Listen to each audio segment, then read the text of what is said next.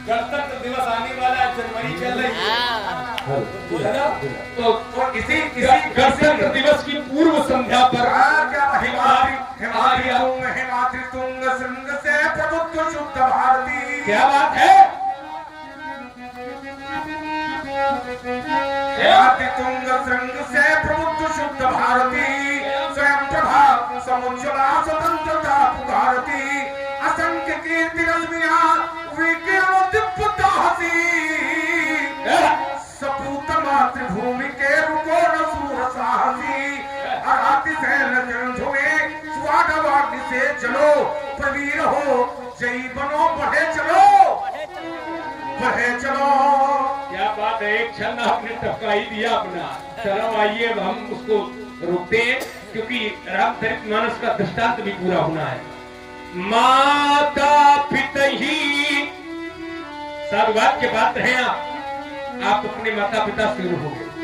रामलीला कथा भागवत तमाम संसार में सनातन धर्म में धर्म के कार्य किए जा रहे हैं, पर इनका उद्देश्य क्या है? इनके होने के बाद भी समाज की स्थिति बड़ी खराब है। आज एक अच्छा व्यक्ति दूसरे अच्छे व्यक्ति को नहीं समझ पा रहा। आप अच्छा काम करने जाइए तो तमाम प्रकार के अपवाद, तमाम प्रकार की गालियां, तमाम प्रकार के अपशब्द, तमाम अव्यवस्थाएं आपको व्यवस्थित करनी पड़ेगी। ऐसा क्यों हो रहा है? विचार करो थोड़ा सा।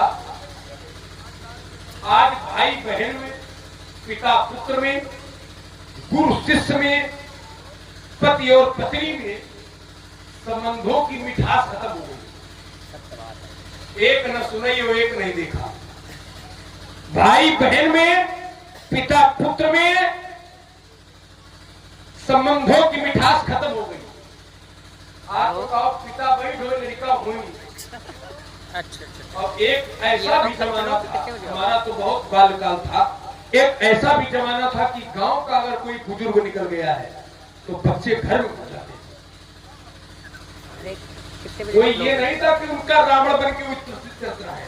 एक अनुशासन ऐसा था कि भला बाबा आ रहे हैं, थोड़ा किनारे। आज समय बदल गया। भाई बहन, पुत्र, पति पत्नी, इनके संबंधों की मिठास खत्म हो गई। शब्द बहुत कम है पर शब्द बड़े मूल्यवान है, ध्यान दीजिएगा। भाई बहन में, पति और पत्नी में इनके संबंधों की मिठास खत्म हो गई। पर आश्चर्यजनक बात यह है कि शरीर में लोगों के मधुमेह बढ़ना प्रारंभ हो गया। दोनों आदमी ने वही जो 10-5% में शुगर न हो, पर संबंधों की मिठास पूछ लो तो घर का पत्नी की लड़ी के आओ, पिताजी का 4 गाड़ी दे के आओ। सोचिए ऐसा क्यों हो रहा है? आज नीम के वृक्ष तो काटे जा रहे हैं, पर जीवन की व्यवहार की कड़वाहट को काटने के लिए कोई अस्त्र नहीं बन रहा। ये दुर्भाग्य का विषय है। इन आयोजनों का केवल एक ही उद्देश्य है कि अगर आंशिक रूप में भी किसी ने अनुकरण कर लिया तो इनका कराना सार्थक हो जाएगा और हमारा करना सार्थक हो जाएगा। क्योंकि सब कुछ यही के लिए नहीं होता, पहले कुछ वहां के लिए भी होता है। कुछ ऐसा कमा के जाओ कि वहां भी तुम्हारा स्थान अपने आप बनता। आप लोगों ने देखा होगा पुराने समय में भी अलार्म भरा जाता था। तो अलार्म जिस समय के लिए भरा जाता था और जिस समय पे भरा जाता था उस समय पे तो नहीं बोलता था, पर जिस समय के लिए भरा जाता था उस समय वो बोलता था और बोलता है। अच्छे काम करते रहिए, अपने से अच्छाई करते रहिए। मेरा विश्वास कहता है कि एक दिन वो अच्छाई का अलार्म बोलेगा ही बोलेगा। जब कोई नहीं बोलेगा तो वो अच्छाई बोलेगा। आप उसके उदाहरण समझिए। 50 लोग जा रहे हैं मार्ग में, 40 निपट गए और 10 बच गए। पूरे 10 कैसे बच गए? हमने कहा ये बच नहीं गए, इनके जीवन का शेष बच गया था इसलिए बचा लिए। बस इतना याद रखिए। अच्छाई करने में तत्काल आपको क्या मिल रहा है इससे कोई मतलब नहीं है। भविष्य में क्या मिलेगा इससे बहुत बड़ा तादाद रखिए। आप किसी को अच्छा रास्ता दिखा सकते हो तो दिखाने का प्रयास करिए, अन्यथा गलत मार्ग बताने का प्रयास मत करिए। इन धार्मिक आयोजनों का उद्देश्य केवल इतना ही है, भगवान आप अपने माता पिता से ऋण हो गए, साधुवाद के पात्र हैं आप। क्यों? क्योंकि आज का मनुष्य अपने बूढ़े माँ बाप से कहता है। हेलो, इसी पंक्ति में ये हमारे रमेश सिंह परिया जी ने 51 पुष्पोत्तराएं लखन जी के चरणों में अर्पित किए हैं। बहुत बहुत धन्यवाद। आप हैं पिंटू सिंह की मम्मी, 11 रुपए भगवान परशुराम जी के चरणों में, 11 रुपए लक्ष्मण जी के चरणों में। और आप हैं शिवपूजन मिस्त्री, ठेकेदार, ये प्रधान पद के उम्मीदवार प्रत्याशी भी है। इन्होंने 11 रुपए भगवान परशुराम जी के और लखन जी के चरणों में अर्पित किए। आप हैं सरवन जसवापुर, राम प्रताप शर्मा एडवोकेट जसवापुर, 11 पुष्पोत्तराएं भगवान परशुराम जी के चरणों में और लखन जी के चरणों में अर्पित किए हैं। बहुत बहुत धन्यवाद। आप अपने माता पिता से रहोगे, साधुवाद के पात्र हैं आप। क्योंकि आज का मनुष्य अपने बूढ़े माँ बाप के से कहता है तुमने मेरे साथ किया ही क्या है। अरे भगवान, हर घड़ी औलाद के और खातिर दुआ करती है माँ। माँ ममता है और पिता प्यार है। माँ बाप न खुश हो तो फिर जन्नत बेकार है। देखिए, एक व्यक्ति ने हमसे पूछा, लक्ष्मण जी, माँ और पिता में कितना अंतर होता है, माँ और बाप में? तो हमने कहा ये शब्द ही अंतर बता रहे हैं, कुछ बताने की आवश्यकता नहीं। बोले कैसे? हमने कहा जिसके सामने पुत्र का मुंह खुलता है वो माँ होती है। माँ ये माँ, और जिसके सामने बंद हो जाता है वो बाप होती है, उसका नाम बाप है।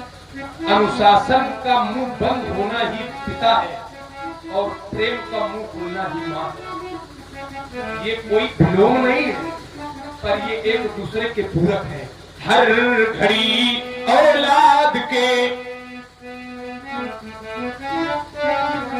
और खातिर दुआ करती है माँ, और माँ होने का हक ऐसे अदा करती है माँ। जिंदगी की धूप में खुद को खड़ा करती है माँ, और बच्चों के लिए साया बना करती है माँ। घर में बूढ़े बाप से अक्सर उलझ जाती है वो, और लड़के भी बेटों के हक में फैसला करती है माँ। एक अनुभव की बात बताता हूँ। आप अपने घर से बाहर गए हो और सौभाग्य से आपके माँ बाप जीवित हो। ये बात आपके माता और पिता को न मालूम हो कि ये कहाँ गए। तो जब रात्रि में आप आगमन करेंगे ना, तो ये अनुभव करिएगा। बाहर से बेटा लौट कर, ये बिल्कुल अनुभव सिद्ध बात है। बाहर से बेटा लौट कर और जब तलक घर आता नहीं, आपका भाई सो जाएगा, आपकी पत्नी सो सकती है, आपका सुहृद सो सकता है, पर प्यारे अगर माँ बाप जीवित हैं तो विश्वास मान लीजिएगा। धर्म मंच पर खड़े होकर कहता हूँ, बाहर से बेटा लौट कर जब तलक घर आता नहीं, तो आंख चौखट पर लगाए रत जगा करती है माँ। कभी कहता है हो चुकी है उम्र मेरी, पर शुक्र है माँ अब भी है, और इस उम्र में भी नजर का ये टोटका करती है माँ।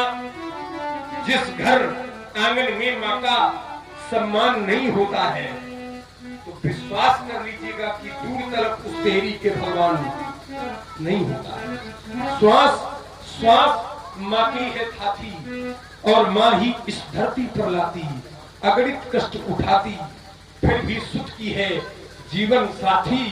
सब कुछ करे समर्पित सुख एहसान नहीं होता है। और बात अच्छी लगे तो कर्तव्य फिर से अपने माता पिता के चरणों में प्रणाम कर लीजिएगा। सब कुछ करे समर्पित सुख एहसान नहीं होता है, और जो माँ का करे अनादर वो इंसान। ऐसे माँ बाप से आप ऋण हो गए, गुरु जी का ऋण शेष रह गया। व्यवहारियों को बुला ले, थैली खोल दी है, आप अपना ऋण दो। राजकुमार लक्ष्मण, तुमने एक नहीं अनेक आरोप हमारे ऊपर पुनः आरोपित किए। तुम्हारे द्वारा कहा गया माता पिता भैनी के गुण रहा सोच बढ़ी के, लेकिन तुम इससे अवगत नहीं हो कि मैंने अपनी माँ का शीश किन दृष्टि में काटा। और पुनः इसी लखन जी के बाद में हमारी पिंटू सिंह की मम्मी 11 रुपए लखन जी के चरणों में अर्पित करती है। और ये हमारे दिनेश सिंह परिहार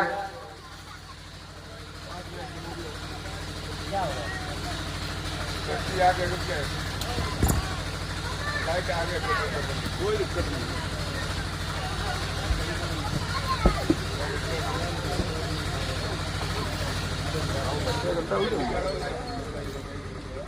तीन घंटा हो गया बस। लाइट जोड़ो फटाफट।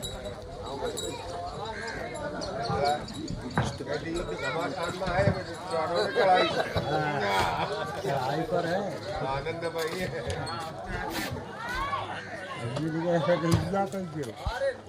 जल्दी जोड़ो वो लिखो। जोड़े रहे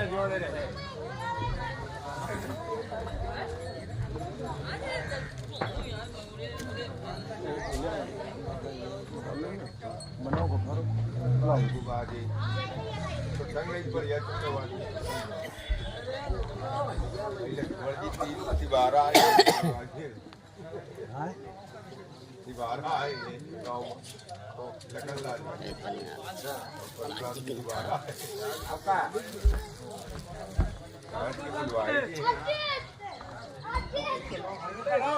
आप हैं दिनेश सिंह परिहार जी। 25 पुष्प मुद्राएं भगवान परशुराम जी के चरणों में, 25 पुष्प मुद्राएं लखन जी के चरणों में अर्पित किए हैं। आप हैं शिव प्रसाद जी टोडा, जो हमारे पिताजी हैं। ये 21 पुष्प मुद्राएं भगवान परशुराम जी के चरणों में, 21 पुष्प मुद्राएं लखन जी के चरणों में अर्पित किए हैं। बहुत बहुत धन्यवाद। आइए राजकुमार लक्ष्मण, तुमने एक नहीं अनेक आरोप हमारे ऊपर पुनः आरोपित किए। तुम्हारे द्वारा कहा गया माता पिता भैनी के गुण रहा सोन पर जी के, लेकिन तुम इससे अवगत नहीं हो कि मैंने अपनी माँ का शीश किन दृष्टि में काटा। एक बार मेरे पिताजी ने मेरे चारों भुजों को बुलाया, बुला करके कहा जाओ अपनी मैया का सिरोच्छेदन कर दो। मेरे चारों भाई पिताजी की सामर्थ्य को नहीं जानते थे। उन्होंने कहा नहीं, ये कार्य मेरे द्वारा नहीं हो सकता। पिताजी ने मुझे बुलाया, बुला करके कहा जाओ राम अपनी मैया के समेत चारों भाइयों का सिरोच्छेदन कर दो। मैं जानता था अपने पिताजी की सामर्थ्य को। पहुंचा माँ के पास, माँ से निवेदन किया, माँ पिताजी का आदेश है मैया का सिरोच्छेदन कर दो। तो मेरी माँ ने एक संकेत दिया कि प्रत्येक पुत्र का दायित्व है कि अपने पिताजी के आदेश का अच्छा सा पालन करे। मैंने कहा माँ आप धन्य है, आपकी ममता धन्य है। यद्यपि मैं जानता हूं कि माँ का पद पिता के पद से 1000 गुना बड़ा है, माता का पद बड़ा है, लेकिन पिताजी की आज्ञा बड़ी है और इसी का मैंने निर्वहन किया। परशुराम की जो आज्ञा राखी, मारी मात लोग सब साखी। मैया ने संकेत दिया तो मेरे मन में एक प्रश्न जन्म लिया, माँ कहते किसे हैं? तो उत्तर आया, जो अपने सारे सुखों को दूसरों के प्रति समर्पित कर दे, ऐसी शक्ति का नाम है माँ। जो निराकार को निराकार बना दे, ऐसी शक्ति का नाम है माँ। प्रायः देखा ही जाता है, ये मंदिर किसका है? भोलेनाथ। भगवान के मंदिरों में बड़ी बड़ी लंबी पंक्तियां लगी होती हैं। पूजा करेंगे भगवान की, आदि शक्ति की पूजा करेंगे, पंक्तियों में खड़े हैं 2-2 पहर तक, लेकिन घर में माता पिता कष्ट से करा रहे हैं और पुत्र पूजा के लिए मंदिरों में पंक्ति लगाए खड़ा है। क्या कोई फल मिलने वाला है? नहीं मिलेगा। क्यों? क्योंकि इस मंदिर को हम ही लोगों में से किसी एक व्यक्ति के द्वारा निर्मित किया गया है, बनाया गया है। हम ही लोगों में से कोई ऐसा व्यक्ति है जिसने मंदिर को बनाया है। इस मंदिर के अंदर जो भगवान है भोलेनाथ, हम ही लोगों में से कोई एक ऐसा व्यक्ति है जिसने इस मूर्ति को बना करके तैयार किया है। इसकी जो प्राण प्रतिष्ठा हुई है तो हम ही लोगों में से कोई एक ऐसा व्यक्ति है जिसने भगवान की प्राण प्रतिष्ठा कराई। जिस मंदिर को हमने बनाया है, जिस मूर्ति को हमने बनाया है, उसकी तो पूजा कर रहे हैं और जिस मूर्ति ने हमें बनाया है उसका तिरस्कार कर रहे हैं। क्या कल्याण हो सकता है? पहले हम ये नहीं कहते हैं कि भगवान की पूजा नहीं होनी चाहिए, होनी चाहिए, लेकिन सबसे पहले हमारे भगवान कौन है? हमारे माता पिता। माता पिता भी हमारी सेवा से प्रसन्न हैं तो मंदिर में बैठे हुए भी भगवान हमारी पूजा से प्रसन्न होंगे। अगर हमारे आचरणों से माता पिता प्रसन्न नहीं है तो मंदिर के अंदर बैठे हुए भी भगवान हमसे या प्रीणयेत सुचरितै पितरं सपुत्रः एयद भरतुरे वही तमिच्छति तत्कलत्रम। वास्तव में वही पुत्र है जो अपने सुंदर आचरणों से अपने माता पिता को प्रसन्न रखता है। वो स्त्री है जो अपने पति के हित की ही कामना रखती है। इसलिए राजकुमार लक्ष्मण जैसे ही माता जी ने संकेत दिया, उठाया परस, मेरी मैया कुछ भी कहती तो मेरी प्रज्ञा निर्णय लेती। मैया ने कुछ कहा नहीं, सिर दाएं बाएं हिला नहीं। मैया का सिर झुक जाता, बन जाने चाहती थी माता। मैं कैसे करता तिरस्कार, क्या सुना नहीं है समाचार। मैंने पितु का सम्मान किया, मैंने पितु का सम्मान किया, पूरा उनका अभियान किया। जो पिता कहे वो पुत्र करे, चाहे अथवा भले मिले। पत्नी माने पति का निर्णय, तब भावों में होता पहले। मैं इसमें ही लाया निखार, क्या सुना नहीं है समाचार। मैया के संकेत को प्राप्त करके मां की ग्रीवा पर कठिन कुठार का प्रहार किया और ये रक्त रंग लेकर जब मैं अपने चारों भाइयों के पास पहुंचा, भाइयों से निवेदन किया, पिताजी का आदेश है भाइयों का शिरोच्छेदन कर दो। तो मेरे चारों भाइयों ने एक मत होकर एक स्वर में एक संकेत दिया, बोले सुनो जननी, सुनो जननी, सोई सुत पर भागी, जो पितुमातु वचन अनुरागी। वही पुत्र बड़ा भाग्यवान है जो अपने माता पिता के वचनों पर अनुरागता है। पिता के संकेत को प्राप्त करके क्रमशः उनके कलकन को काटकर पहुंचा पिताजी के पास। पिताजी से निवेदन किया, पिताजी आपके आदेश का पालन हो गया है। तो पिताजी ने कहा, मैं अत्यंत प्रसन्न हूं, वरम वरदान मांग लो। मैंने कहा कि आप प्रसन्न है, मुझे ये वरदान दें कि मेरी माता जी समेत चारों भाई जीवित हो जाए, उन्हें याद न रहे, उन्हें ये स्मरण न रहे कि मुझे परशुराम ने कभी मारा है। इस वरदान से मेरे पिताजी अत्यंत प्रसन्न हुए और भी उन्होंने कई वरदान दिए। अगला मंत्र रखा गुरु रहा सोनभद्र जी के। हाँ, एक बार भगवान शंकर ने मुझे बुला करके कहा, जाओ राम, भोगावती नगरी चले जाओ और वहां से शेषनाग की माला कर आओ और इन प्रस्तर खंडों पर घिस घिस करके मेरे कंठ में लेपन करिएगा। जब से मैंने विस्पान कर लिया है, मेरे कंठ में जलन होती है। गुरुदेव की आज्ञा सिरोधार कर पहुंचा भोगावती नगरी। शेष ने मुझे देखा, मैंने शेष को देखा, और जैसे ही मैंने शेष को देखा तो शेष ने भगने का प्रयास किया। जैसे ही शेष ने भगने का प्रयास किया तो शेष को मैंने आगे बढ़ करके घेरा। एक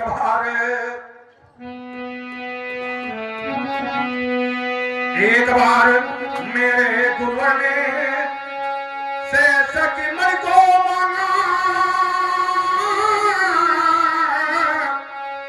मैं पहुंचा जाके शेष सन्निकट, वह मुझे देखकर भागा। जैसे ही भगने लगा तो आगे बढ़ करके घेर लिया। उसके मुंह पर ये फरसा मारा। तब रचना के चूहा के तो हुए भाग बह चली उर्ध्व की धारा। त्रहिणाम त्रहिणाम करने लगा शेष तक। बोला प्रभु मेरा वध न करे। मैंने कहा मुझे मणि चाहिए, गुरुदेव भगवान शंकर को देना है। शेष ने कहा कि मैंने कुछ छंदों की रचना की है, उन छंदों में से मेरा प्रमुख और प्रिय छंद है भुजंग प्रयाग छंद। आप उसको सुने, तत्पश्चात मैं आपको मणि दे दूंगा। यदि आप मणि पहले ले लेंगे तो मेरी मृत्यु हो जाएगी, अर्थात साहित्य जगत के रत्न जाएंगे। मैंने नेत्र बंद की। मैंने कहा सुनाओ कौन सा छंद है। तो शेष ने पहले भुजंग प्रयाग छंद का लक्षण सुनाया। यहाँ पर विद्यार्थी वर्ग और शिक्षक वर्ग के लोग होंगे, जानते होंगे भुजंग प्रयाग छंद का लक्षण क्या होता है। भुजंग प्रयातम चतुर्हिर्यकारई।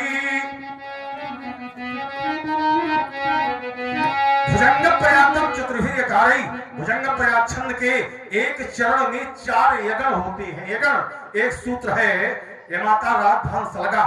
यगण यमाता एक गण में एक लघु और 2 गुर होते हैं, अर्थात एक गण में 5 मात्राएं होती हैं। भुजंग प्रयाग छंद के एक चरण में 4 यगण होते हैं, अर्थात 5 को 20 मात्राएं होती हैं। शेष ने पहले लक्षण बताया, तत्पश्चात उसने भुजंग प्रयाग शब्द को हिंदी रूपांतरित करके अपने ढंग से उसने प्रस्तुत किया। भुजंग माने शेष, प्रयाग माने जाना।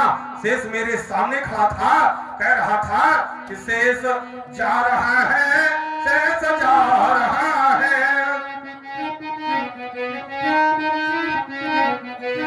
शेष ये कह ही नहीं रहा था, जितनी तेजी से कह रहा था उतनी तेजी से पीछे हट रहा था।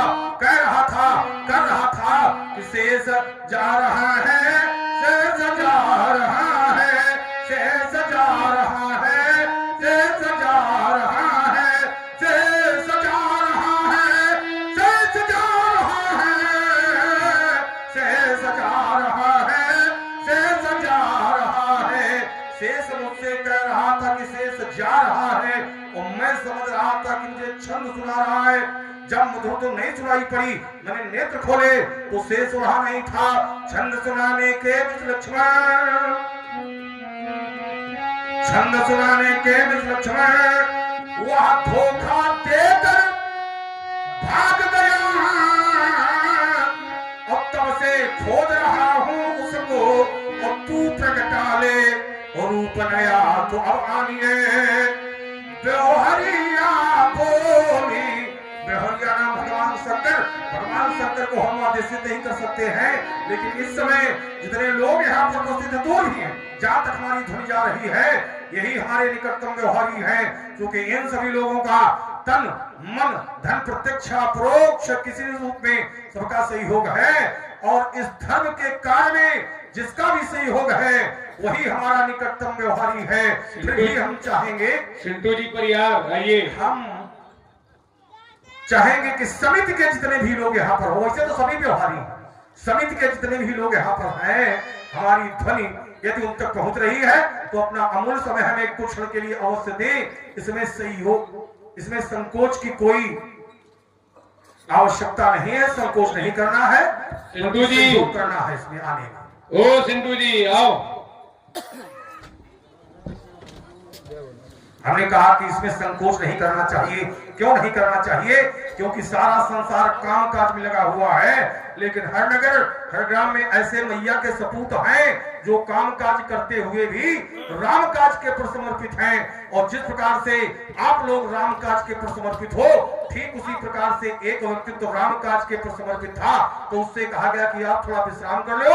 उसने कहा नहीं, राम काज की इन्हें बिन मोई कहा, जब तक मैं राम काज नहीं कर लूंगा तब तक मैं विश्राम नहीं करूंगा।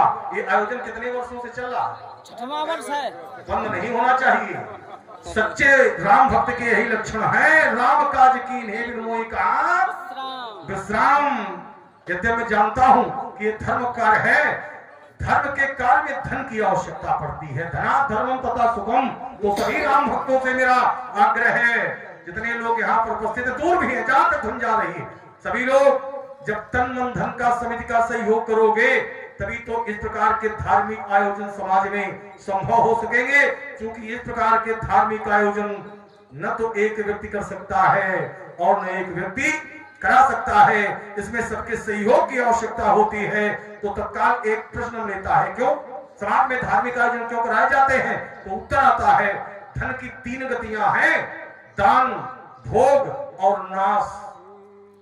उस धन को धन बताया गया है जो धर्म के कार्य में प्रयोग हो, सो धन धन प्रथम गति जाकी। इसीलिए सभी राम भक्तों से मेरा आग्रह है कि सभी लोग तन मन धन का सहयोग करें। सभी राम भक्तों के लिए आग्रह है और सभी राम भक्तों के लिए मेरा एक संदेश भी है। चलो चलो राम के पग चिन्हों पर तुम्हें इतिहास बदलना होगा। चलो राम के पग चिन्हों पर तुम्हें इतिहास बदलना होगा।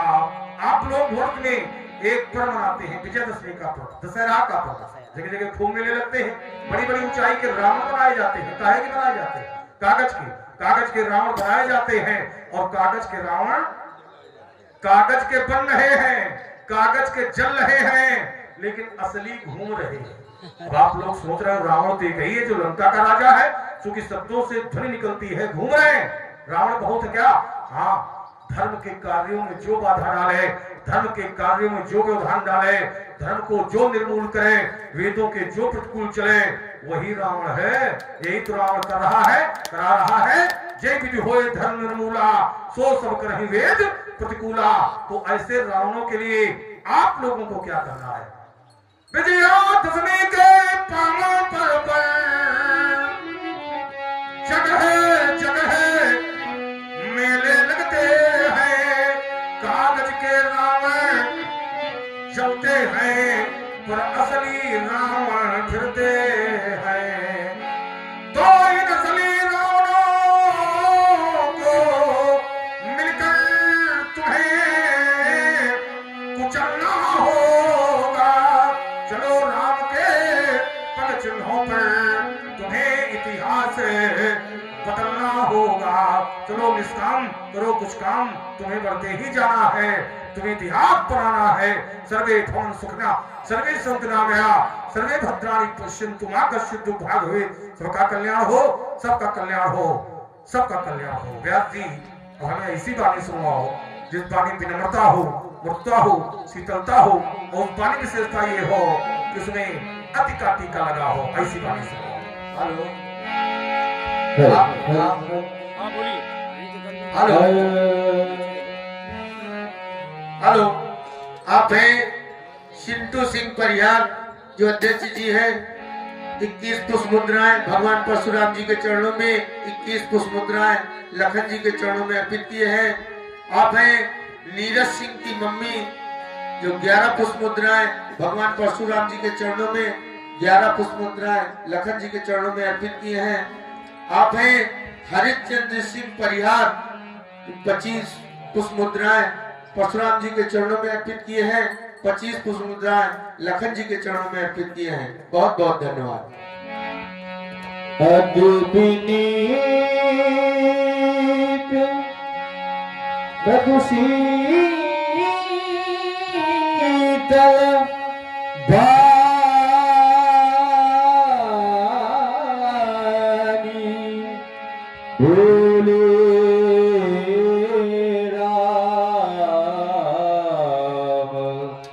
जोर जुग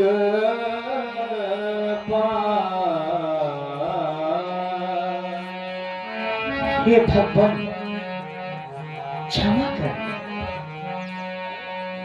गुरुदेव भगवान के समीप बैठा बैठा मैं लक्ष्मण के प्रत्येक प्रश्न एवं उत्तर को श्रवण कर रहा था। हे नाथ, अरे आप तो सहज में ही सुजान हैं, सुजान शिरोमणि है, किंतु मेरा लक्ष्मण तो सहज में ही टेढ़ा है।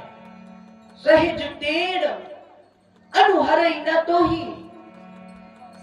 हे नाथ, आप लक्ष्मण के वचनों पर ध्यान न दें। नाथ, मुनि नायक क्रोध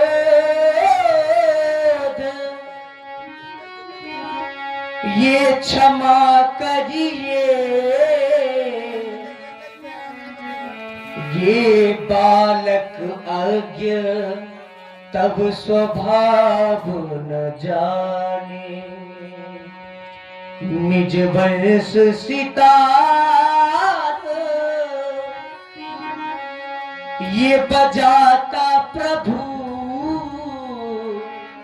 पर तार उतार चढ़ाव न जाने। सुनहु नाथ तुम सहज सुजाना, और ये बालक वचन करिय नहीं काना। बालक के वचनों पर ध्यान ना दें। क्यों नाथ? बरे बालक ये प्रभु एक सुबाबू, और इन्हीं न संत विदुषी काबू। आप धनुष तोड़ने वाले को खोज रहे हैं नाथ। मेरे लक्ष्मण ने तो आपका कोई कार्य नहीं बिगाड़ा है।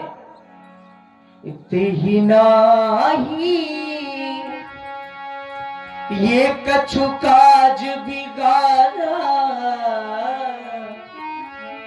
अपराधी मैं नाथ तुम्हारा। अरे आपका अपराधी तो ये राघव है। कृपा को ये बद बदबू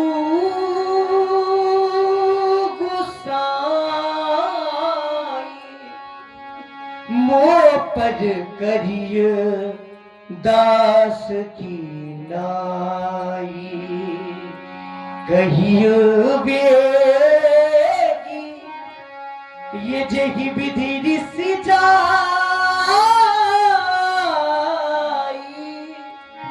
मुनि नायक सोई करिय उपाय। कर मुनि राम जाय ऋषि कैसे, अजब अनुज तब चितब। मेरा विरोध कैसे टूटा पीछे मुड़कर देखो। अपने भैया को धोखे से ना देखता है। बेटा तुम इनसे भी छल करते हो। जानते हो से छल करने कभी यही की यही के उठाओ। उठार नदी तो मैं कहा कोप कर की। राम ने मेरे पे कठोर था का प्रहार इसके कलकन नहीं तो मेरा विरोध करना तो हो जाएगा। हट जाओ रामेश्वर, हट जाओ। नहीं भगवत नहीं। अरे ऐसा अनर्थ न करे भगवान। आप अपने परशु के माध्यम से मेरे लक्ष्मण का वध करना चाहते हैं नाथ। मेरे लक्ष्मण का अगर आज इस मिथिला रंग महोत्सव के अंतर्गत आपके द्वारा मेरे लक्ष्मण का वध हो जाएगा नाथ, तो ये राघव कौन सा मुख लेकर अयोध्या जाएगा? राम अरे अयोध्या जाएगा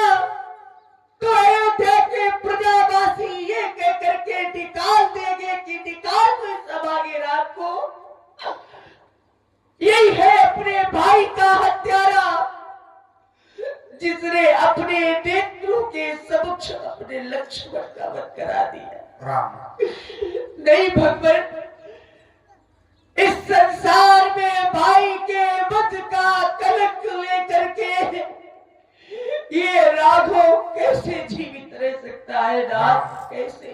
राम हे नाथ, जब मैं अयोध्या से चला, मेरी माँ ने मुझे अपने पास बुलाया। माँ ने कहा, राम वन की ओर जा रहे हो? मैंने कहा, हाँ माँ। माँ ने मेरे समीप लक्ष्मण को खड़ा हुआ पाया तो माँ ने हमसे कहा, राघव लक्ष्मण भी क्या जा रहा है तुम्हारे साथ? मैंने कहा, हाँ माँ। माँ ने लक्ष्मण का हाथ मेरे हाथ में सौंपते हुए कहा, राम जिस प्रकार अयोध्या से लक्ष्मण को लिए जा रहे हो ना, जब वन प्रखंड से आना तो लक्ष्मण को वैसे ही लेकर आना। हे नाथ, आप माँ के कहे हुए उन अनमोल वचनों को श्रवण करें और मेरे लक्ष्मण को छोड़ देना, मेरे लक्ष्मण को छोड़ दे। राम मैया